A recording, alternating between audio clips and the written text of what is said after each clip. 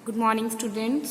आज हमारा chapter number 8 है ये वाला, ठीक है। क्लास का फिजिक्स का चैप्टर है ये, ठीक है। ये चैप्टर किसके, अब हमारे पास हमने अब एक चैप्टर हमने केमिस्ट्री का कर लिया, अब हमने एक चैप्टर फिजिक्स का करना है, ठीक है। क्लियर है। अच्छा, सबसे पहले इस चैप्टर का नाम है मोशन। क्लियर है। चैप्टर का नाम क्या है? मोशन।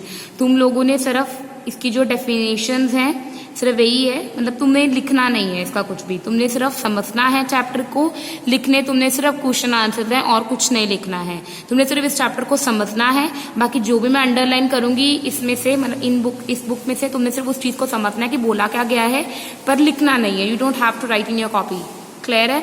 अब देखो, सबसे पहले डेफिनेशन पढ़ते हैं मोशन की होती क्या है। उन्हें बोला a body is said to be in motion when its position changes continuously with respect to a stationary object taken at a reference point. मैंने कल बताया था तुम्हें रेफरेंस वाला। क्लियर है पॉइंट, है ना।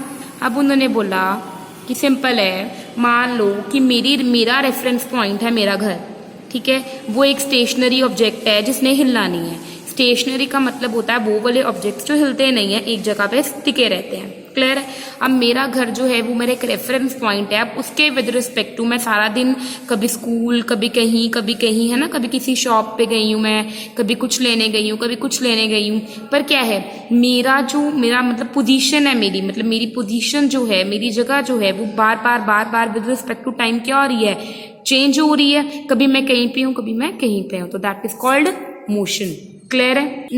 नेक्स्ट हमारे पास एक है डिस्टेंस ट्रेवल्ड। उन्होंने बोला एक होता है हमारे पास डिस्टेंस, एक चीज होती है हमारे पास डिस्टेंस, और एक चीज हमारे पास होती है डिस्प्लेसमेंट, ठीक है।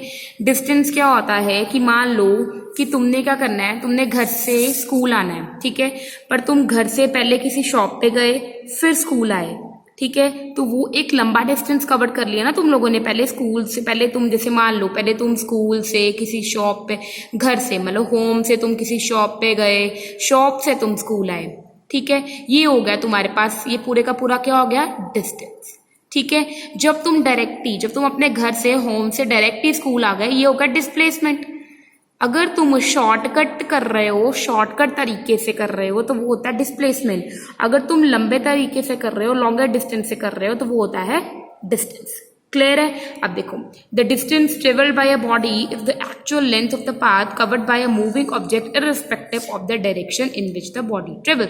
उन्होंने बोला कि डिस्टेंस जो है वो एक एक्चुअल लेंथ है। हम चाहिए, देखो, ए से सी गए, फिर सी से बी आए, फिर बी से ए आए, जो भी है एक लंबा चक्कर काट रहे हैं, ठीक है, वो होता है डिस्टेंस। जब हम डायरेक्टली ए से बी आ रहे हैं, वो होता है डिस्प्लेसमेंट। क्लियर है।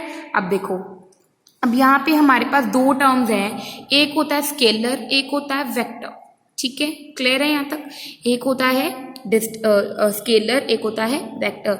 जब हमारे पास अकेला मैग्नीट्यूड हो, because it has magnitude only, it has no specified direction. अब देखो, हमारे पास सिंपल है, स्केलर होता है हमारे पास कि जब स्केलर एंड वेक्टर, स्केलर क्या होता है कि जब हमारे पास इतना पता है हमने कि भाई 20 किलोमीटर हमने कहीं जाना है, पर कहाँ किस डायरेक्शन में जाना है ये नहीं पता, तो वो होता है डिस्टेंस।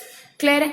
जब हमें पता है कि हमने 20 किलोमीटर जाना है, जब हमें पता है ये चीज कि भाई हमने 20 किलोमीटर जाना है, और जाना किस तरफ है, मान लो जलंधर जाना, पता है ना हमें कहाँ जाना है, तो वो हो गया डिस्प्लेसमेंट। जब हमें पता ही नहीं है, बस ये बता दिया यार तुम लोगों ने 20 किलोमीटर ट्रेवल करना है, पर ये नहीं बताया गया कि किस डायरेक्शन में करना है, तो उसको बोलते हैं स्केलर क्वांटिटी। तो डिस्टेंस एक स्केलर क्वांटिटी है और डिस्प्लेसमेंट एक वेक्टर क्वांटिटी है।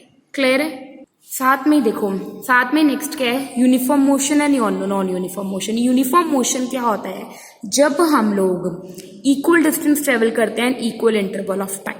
मान लो कि मैंने 2 मीटर ट्रेवल किया 1 सेकेंड्स में, 4 मीटर ट्रेवल किया 2 सेकेंड्स में, 6 मीटर ट्रेवल किया 3 सेकेंड्स में, ठीक है। आप डिफरेंस देखो, 1 और 2 में 1 का डिफरेंस है, 2 और 3 में 1 का डिफरेंस है, 2 और 4 में 2 का डिफरेंस है, 4 और 6 में 2 का डिफरेंस है। मतलब हर 1 सेकेंड के बाद मैं 2 किलोमीटर, हर 1 सेकेंड के बाद मैं 2 किलोमीटर या मीटर ट्रेवल कर रही हूँ या कर रहा हूँ, तो वो होता है यूनिफॉर्म मोशन।